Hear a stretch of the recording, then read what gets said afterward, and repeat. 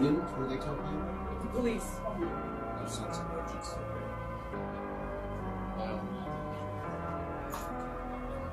I don't care what they say.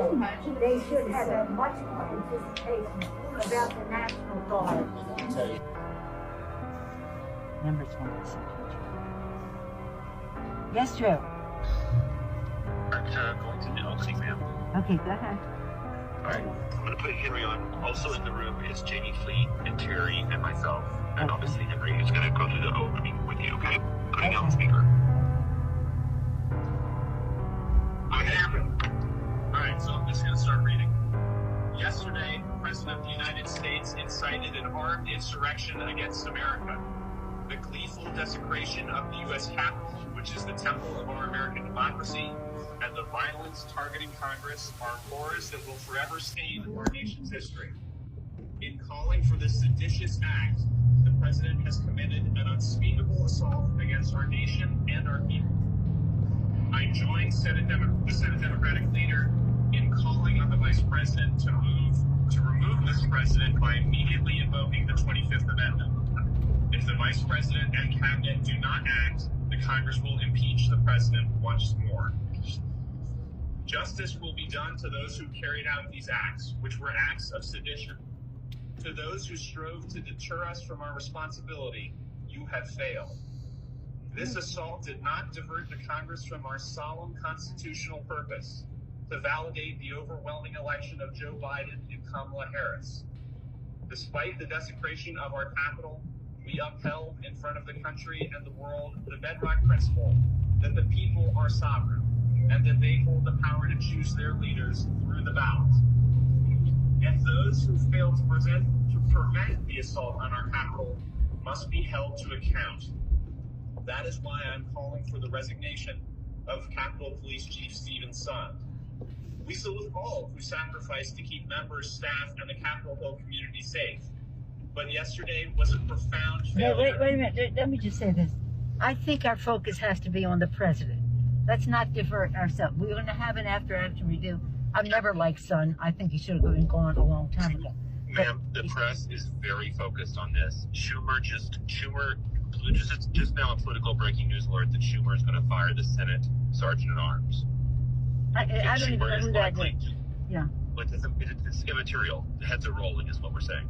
Well, I don't want to have it on a par with the insurrection and the impeachment and the rest of that. If they ask, I will respond, but I'm not doing it on a par because it's a diversionary tactic. Understood. So we can pull this card out. Henry's going to finish this card. We can pull it out for Q&A. Okay. And then we can't say we will impeach him.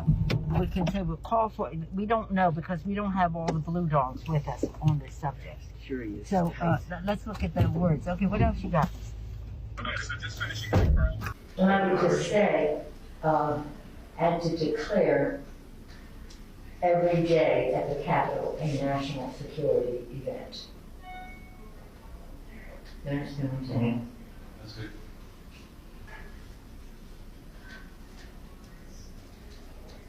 What a mess. What a mess. Did you have any confidence in each other? I mean, Sund, what do you think then? I think that it was the plan that they briefed on with the number of stakeholders that have signed off on it. We had some anxiety just about the Don't presence. just on that in before today. Oh, he was not our first choice before today. No. We've always been skeptical of. Always been skeptical of Sund. He's terrible relationships with the union. He's particularly been, I think, not great handling the coronavirus pandemic with the workforce.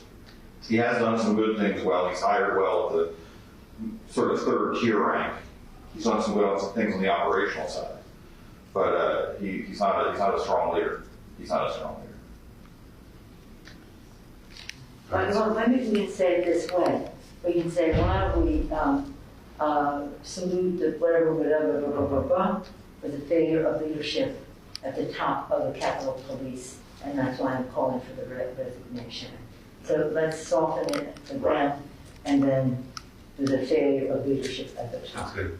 And then, It's not Irving. instead of keeping somebody around who's gonna blow it, right? That, you know, You're gonna have to have a transition period anyway, Irving. You're gonna have to have a He's transition already period going. anyway. He's already going. who? Already. Irving? Yeah, we've been holding on his No, retirement I understand that, but he wasn't going before the inauguration, is that correct? only as a favor to us. I don't care, I'm just talking about what exists. Yeah, he What was gonna, inauguration? he was gonna stay through February until we found a replacement. But was he just incapable? I mean, he's a Secret Service guy. He, in our conversation with him immediately preceding this meeting, was very transparent about what he got from the mistakes that he made were, which were underestimating the crowd size and underestimating the president's influence inside the crowd. Then I will say that further I'm announcing that House Order Paul has offered his resignation.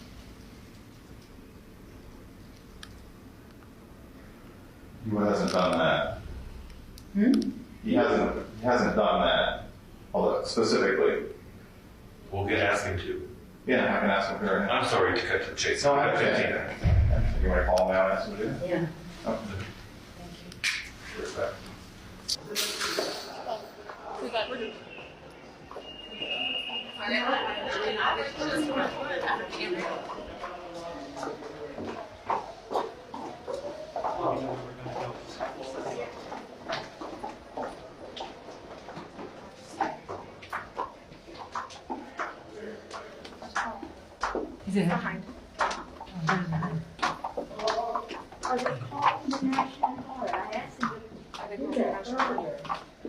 Yes, yes.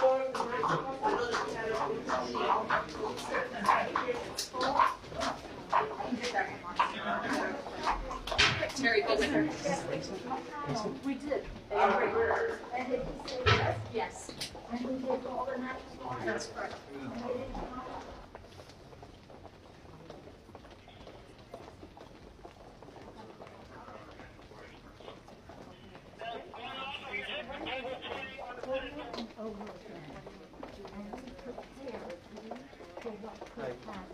Consider the work.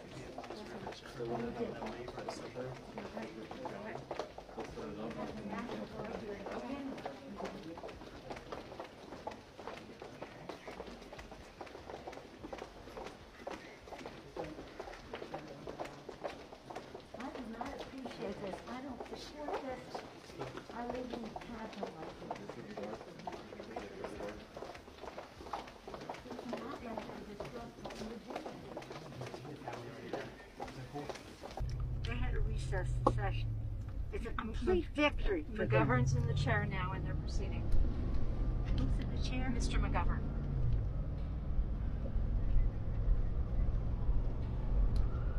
So what's the prospect? We're gonna stay here all day, the rest of our lives, or what? We're here until what? Until the National Guard decides to come and get rid of these people? Oh my God, I can't believe the stupidity of this. And I take full responsibility.